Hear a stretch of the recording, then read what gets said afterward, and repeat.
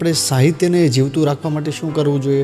જેન્ઝીઝમાં મને જે પહેલું પગથિયું સૂઝે છે એ છે કે આપણી શિક્ષણ વ્યવસ્થામાં ક્યાંક આપણી ભાષાનો વિચાર થોડો વધારે જડબે સલાક રીતે, બળકટ રીતે રોપાયેલો, સચવાયેલો અને ઉછરેલો હોવો જોઈએ. આપણી ભાષાનું સાહિત્ય, કવિતાઓ, વાર્તાઓ શીખવું આજની જનરેશન માટે થોડું ફરજિયાત કરવું જોઈએ. મરજિયાત નહીં, ફરજિયાત. આપણી પ્રાદેશિક ભાષાને એમના બાળપણમાં જ એમની ભૂમિમાં રોપવી જોઈએ. પણ માતૃભાષામાં જો ખામી રહી જશે ને તો આખા અસ્તિત્વમાં ખામી રહી જતી હોય છે, હું સમજું છું. તો મા બાપોએ ખુદ થોડું ઘણું વાંચવું, લખવું જોઈએ, સાહિત્ય માટે થોડી પ્રીતિ કેળવવી જોઈએ અને છોકરાઓને સમજાવવું જોઈએ, વાર્તાઓ સંભળાવવી જોઈએ, સાહિત્યની 4 પુસ્તકો એમને ભેટમાં આપવી જોઈએ, ઘરમાં લાઇબ્રેરી ઊભી કરવી જોઈએ. નાનકડું તો નાનકડું એક પુસ્તકોનું કબાટ હોવું જોઈએ. ગુણવંત શાહ એવું કહેતા કે જે ઘરમાં પુસ્તકો નથી એ ઘરમાં દીકરી ન પરણાવશો. એક સમયે તેમનું આ વિધાન એટલું બધું ચર્ચાસ્પદ રહ્યું હતું. આજે પુસ્તકો કોઈ મહત્વ કે અસ્તિત્વ તમને કોઈના ઘરોમાં દેખાતું નથી. આપણે ગુજરાતી પ્રજા તરીકે પુસ્તકો સાચવવાનું તો લગભગ ડાબે હાથે મૂકી દીધું છે, ભૂલી જ ચૂક્યા છે.